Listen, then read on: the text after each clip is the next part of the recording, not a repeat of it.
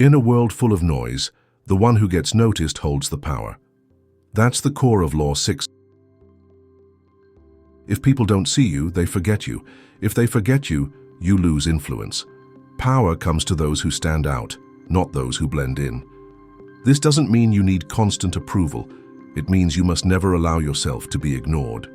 Throughout history, leaders, thinkers, and creators have understood this law.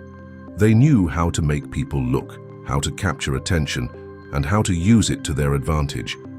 Whether through bold moves, unique presence, or unforgettable actions, they made sure the spotlight was theirs. Remember this: obscurity is dangerous, but visibility creates power.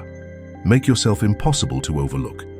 Draw eyes toward you, control the narrative, and let attention work as your weapon. And that's Law 6. In the next video, we'll break down Law 7, a rule that reveals why you must get others to do the work, but always take the credit.